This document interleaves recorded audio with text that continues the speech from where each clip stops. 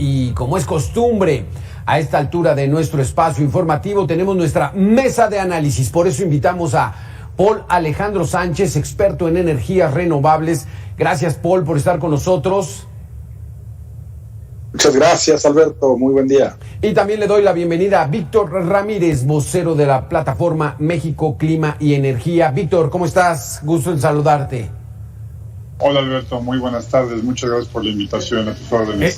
Como el tema es complicado y ahorita hay amas de casa y jóvenes y alguno que otro adulto a la hora de la comida, vamos a tratar de explicárselos. Esta reforma eléctrica, básicamente, de manera breve, ¿en qué consiste, Paul, la que está presentando el presidente? ¿Cuál es la esencia? La esencia básicamente es, según en palabras del presidente, devolverle al Estado la rectoría, digamos, del sector energético, de eléctrico particularmente. Ajá. Y básicamente es a través de CFE, a través de darle prioridad a CFE en, digamos, en la generación, en la transmisión y en la comercialización. Pero el efecto es, digamos, por decirlo menos, devastador. ¿Por qué? Porque lo que está haciendo la reforma es no solo darle mayor control a CFE, sino que además le garantiza sobre los derechos de los privados, le garantiza ventajas indebidas. Por ejemplo, se reserva que solamente ellos pueden vender electricidad, podrán comprarle a otros generadores privados, pero no se establecen los mecanismos. De hecho, se crea un régimen excepción al 134 constitucional, lo cual haría las compras más opacas, menos transparentes, y al final pues tendríamos un agujero en las finanzas públicas. Se habla también de la nacionalización del litio, como digamos si la propiedad del litio pudiera garantizar de alguna manera la transición energética. Ya nos contará Víctor un poquito más al respecto, pero en esencia transforma el sector eléctrico de un mercado abierto a un sistema cerrado donde CFE es el gran operador de todo el sector eléctrico. Uno de los argumentos es de que darle a la iniciativa privada mexicana y extranjera ha desfavorecido a la población y que entonces la electricidad debe ser de los mexicanos y teniendo CFE el control nos va a poder dar precios bajos. ¿Esto qué tal es de cierto, Víctor? Bueno, la realidad es que lo que tenemos es la información pública a partir de la cual podemos llegar a conclusiones. Y lo que la información pública nos dice es que CFE genera a costos muy altos que pueden ser entre el doble o 5 veces el costo de generación que tienen privados, ya sea de subastas de energía eléctrica de largo plazo, que son contratos que se dieron después de la reforma de 2013, o el doble de precio. O sea, a CFE le cuesta 2 veces más generar que comprar energía eléctrica en los contratos que se dieron previos a la reforma a los productores independientes de energía. ¿Qué significaría la reforma? Significaría regresar un 16% de energía que en este momento CFE no entrega al sistema. ¿Y por qué no la entrega? Porque en el despacho económico resulta que eran muy caros y entonces fueron desplazados por privados y dejaron de generar. Ahora regresaríamos a consumir este 16% que es de lo más caro que hay, lo cual terminaría incrementando los costos de generación en los hechos, y no hay forma de que bajen las tarifas. Tan es así que el propio director de CFE en algún tuit hace algunos meses, en el mes de octubre, recién presentada la iniciativa, dijo que buscaban que la industria pagara más. Entonces no están hablando de bajar tarifas ni de que sea más barata la energía eléctrica, sino de que haya quien pague más, que es la industria quien ahorita por diferentes modelos y por diferentes razones técnicas paga costos más baratos de energía eléctrica, ¿no? ¿Cómo intuyes de manera personal esta decisión del presidente de la República? Perdón, te perdí un momento. ¿Cómo entender esta posición del presidente de la República desde tu punto de vista personal? Yo creo que el presidente está engañado, tiene datos falsos, tiene un mito que es muy común entre los mexicanos. Los mexicanos creemos que lo público, por ser público, es más barato y que lo privado tiende a ser caro. No necesariamente. En este caso lo que tenemos es que la generación de energía eléctrica, por razones tal vez laborales, por razones de que no necesariamente se ha buscado la eficiencia, CFE es el generador más caro que tenemos en este momento, pero muchísimos mexicanos, incluido el presidente de la República, creen que lo público es más barato cuando pues hay una realidad contraria. Y por ejemplo, algo que me llama mucho la atención, el presidente ha hablado de usar más las hidroeléctricas, mientras que la propia CFE, en tablas que presentó dentro del Parlamento abierto, dicen que se va a usar menos la hidroeléctrica, más o menos un 10% menos, un poquito menos de 10% menos, lo cual choca completamente con el discurso del propio presidente de la República, ¿no? Caray, Paul, ¿cuál es tu punto de vista personal? ¿Por qué el presidente está planteando esta situación? Pues mira, desde mi punto de vista es un instrumento de control. ¿Qué significa? Es una política recaudatoria. Como dice Víctor, en ningún momento se menciona que los precios de la electricidad van a bajar. Por el contrario, siempre se menciona que los precios de la electricidad van a subir, que deben ser más altos incluso hasta para los ciudadanos, para los consumidores, aun si tuviera que haber más subsidio. Entonces esto nos lleva a una situación muy complicada porque se trata de una reforma de control, es decir, de darle más instrumentos a la CFE, pero no digamos le pone límites, es decir, no establece cuál debería ser la eficiencia que debería tener la CFE, no establece cuál debería ser los mecanismos de rendición de cuentas y por el contrario, se eliminan todos ellos, se elimina al regulador, se elimina a la Comisión Reguladora de Energía, se elimina al árbitro, el Control Nacional el Centro Nacional de Control de Energía, entre otras cosas que hacen que CFE se convierta en el único jugador y básicamente es arbitrario. Por ahí dicen que incluso sería a nivel de secretaría y más importante que la CENER. Sí, caray, pues es una situación en la que dar tanto poder y concentrarlo, pues eso lo veíamos en los años 70, pero bueno, Víctor, ¿de qué manera esta invasión de Rusia a Ucrania, que Rusia es un gran productor de hidrocarburos, puede afectar el sector energético del mundo y la decisión de los legisladores para esta reforma eléctrica que presentó el presidente? Hay un punto que hay que tocar para poner en contexto esto, y es que uno de los grandes pretextos de la iniciativa de reforma es la soberanía. Sin embargo, la soberanía, la reforma no pretende, no hace en realidad más soberano al país, sino que lo que hace es darle manga ancha a CFE para que haga prácticamente lo que quiere. ¿Y qué es lo que quiere hacer CFE, al menos en este sexenio?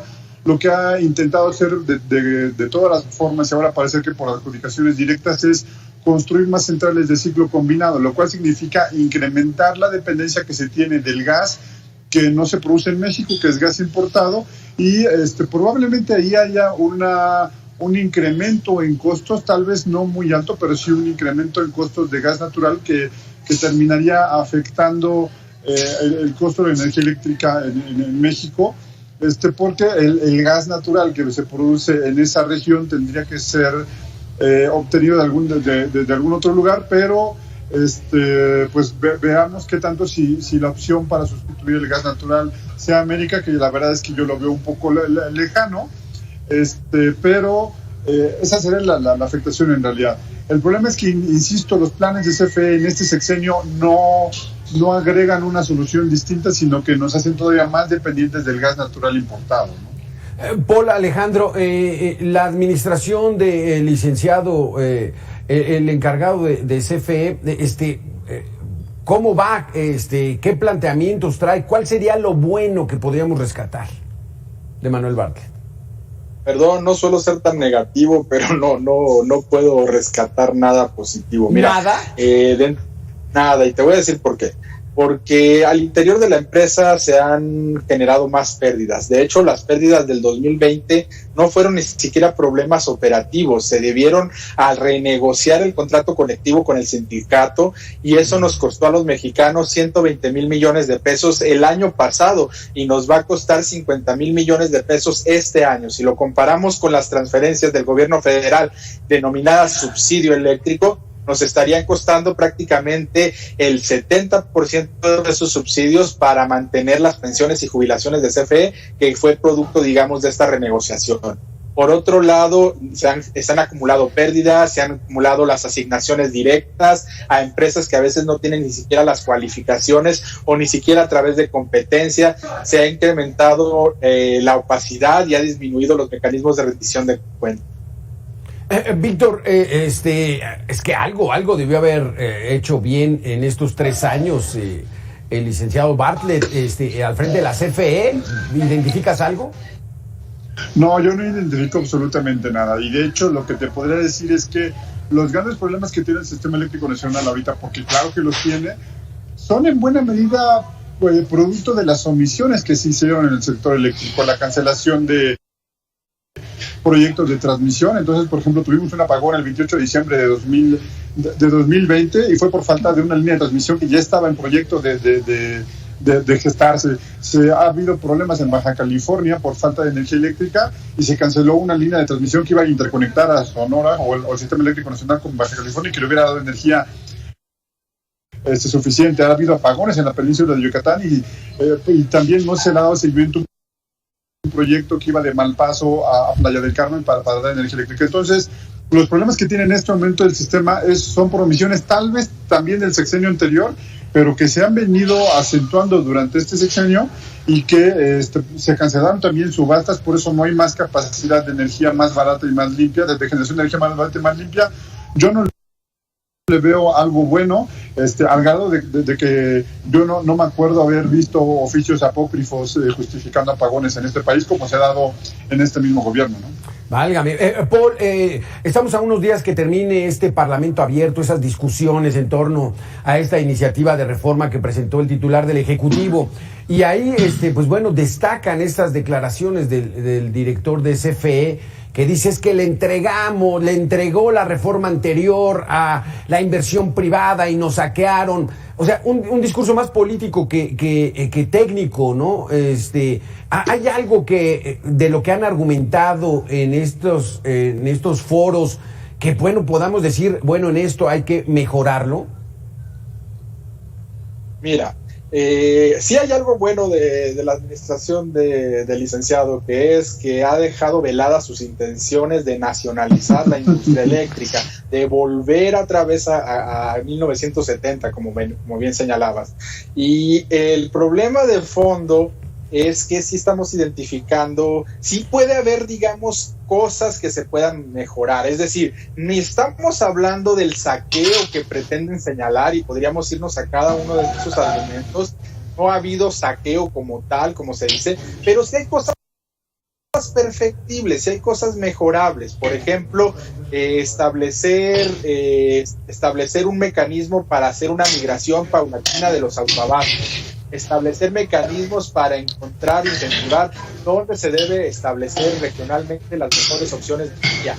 Digamos, esas cosas son positivas y se vale el debate y se vale, digamos, llegar a los puntos y a los acuerdos necesarios. Por ejemplo, que no se puede perder la vocación social del sector eléctrico más allá, digamos, solamente pensando en las utilidades. Sin embargo, el problema es el silogismo. Te dan un buen diagnóstico, pero después te dicen que la solución es nacionalizar a la industria, que la solución es establecer un monopolio, que la solución es darle más poder a CFE y menos controles de transparencia. Entonces ahí es donde se pierde la seriedad de este diagnóstico, porque el diagnóstico pareciera correcto, pero las soluciones son extremas y no necesariamente las correctas. Víctor, la presión, por así llamarlo, del gobierno de los Estados Unidos ya ha sido muy evidente. Formamos parte de un tratado comercial Canadá, Estados Unidos y México. ¿Va a ser factor esto para determinar si avanza o no esta reforma? Bueno, no podría yo decir si dentro del proceso legislativo doméstico mexicano va a tener influencia. Lo que sí te puedo decir es que el Estado mexicano se pondría en desventaja en caso de aprobarse la reforma e intentar aplicarla, porque todas las inversiones, no solamente para generar energía eléctrica, sino todas las inversiones de industria que consume energía en México se verían en peligro. Las empresas, por ejemplo, los fabricantes de autos que no puedan demostrar que en algunos años el 100% de su energía proviene de fuentes renovables, no podrá seguir en el país, entonces vendrá una debacle importante.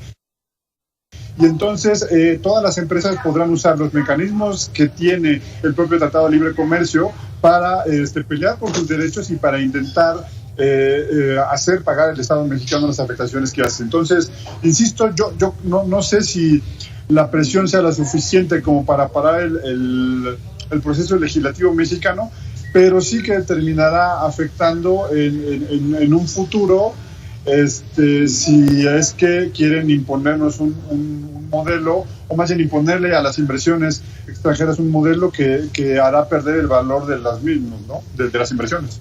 ¿Qué país, Paul, similar a México, me refiero a lo mejor a alguno de Latinoamérica, que esté ya trabajando bajo esta dinámica que pretende la iniciativa de fortalecer a las empresas del Estado por sobre mucho de la iniciativa privada y tener ese control? Como quién lo está manejando? ¿Qué país? Cuba, Venezuela. Es que, mira, Colombia nos lleva más de 20 años de ventaja, Panamá nos lleva ventaja, es más, Belice y Guatemala ya son mercados liberados. Digamos, en Estados Unidos tenemos mercados liberalizados en todos los estados y mercados bastante óptimos, como el de Nueva York, como el de ERCOT en Texas, como el de Kyson, California, el PJM que conjunta varios estados, Pensilvania, Nueva Jersey. Entonces, la verdad es que son muy pocos estados los que no quieren liberalizar, muchos europeos, algunos asiáticos, Corea del Norte, realmente es darse cuenta que estamos yéndonos para otro lado, ¿no? Para decirnos, la electricidad se debe vender de esta forma, que es algo ya superado por muchos países, incluso hasta en Brasil ya están migrándose a un esquema también de cierta liberalización del sector eléctrico. Y pues digamos que nosotros también íbamos por ese camino, más en descentralización, más empoderamiento a los usuarios, a las empresas, y al final lo que estamos haciendo es regresar. Existe un modelo donde CFE puede ser exitoso sin que tengamos que crear otra vez un monopolio, sí, claro, pero hay que tener mucha apertura para encontrar las maneras de trabajar ahí. Víctor, porque esa liberalización que se logró en la reforma del 2013, pues bueno, nos iba a permitir flujos, ¿no? Flujos de capitales, o cuál era la ventaja de soltar así el sector eléctrico a la iniciativa privada, nacional y extranjera. Yo quisiera hablar más de cuál iba a ser la ventaja, de cuáles fueron las ventajas y cuáles fueron los resultados. México organizó una serie de subastas de energía eléctrica de largo plazo que terminaron trayendo inversiones por más de 9,000 millones de dólares al país para sistemas de generación de energía por fuentes limpias o renovables, principalmente eólica y solar, que lograron tirar los precios de la energía que CFE compra a privados para después vendérnosla a nosotros. Logró también baja en el costo de la energía eléctrica para la industria, logró la creación de empleos, la creación también de un mercado bastante competitivo. No llegó hasta suministro básico porque este gobierno frena la entrada de participar en suministro básico, o sea, de competencia CFE para vendernos a nosotros los ciudadanos, pero venían muchísimas ventajas, venían haciéndose las cosas bien y el hecho de que centrales de generación de CFE salían del mercado era una buena noticia, porque quiere decir que había algún generador con costos más bajos que estaba desplazando CFE, y como consumidores, ¿qué nos conviene? Pues que haya cada vez más energía más barata, claro, y se vaya desplazando la cara, ¿no? Ustedes que están metidos en este tema, ¿para cuándo sería ya este día D de la reforma eléctrica? ¿Cuándo es la votación ya? No tengo la menor idea, por ahí se barajean. Dale, Víctor. Bueno, la realidad es que el proceso legislativo no tiene ninguna fecha, a diferencia de la reforma de la ley de la industria eléctrica, que era una iniciativa preferente y que por lo tanto tenía plazos específicos para discutirse y aprobarse o simplemente negarse. Una reforma constitucional por disposición de la propia Constitución no puede ser presentada en estos términos, entonces no existe un plazo, podría incluso nunca dictaminarse y quedarse ahí en la ya famosa congeladora, o podría ser la semana que entra. No existe ningún plazo para que esto suceda. Parece que va para largo. Gracias, Víctor Ramírez, vocero de la Plataforma México Clima y Energía, y gracias, Paul Alejandro, experto en energías renovables. Muchísimas gracias, muy interesantes sus conceptos. Muchas gracias, Alberto. Muchas gracias. Gracias. Muchas gracias. Hasta aquí este espacio de noticias.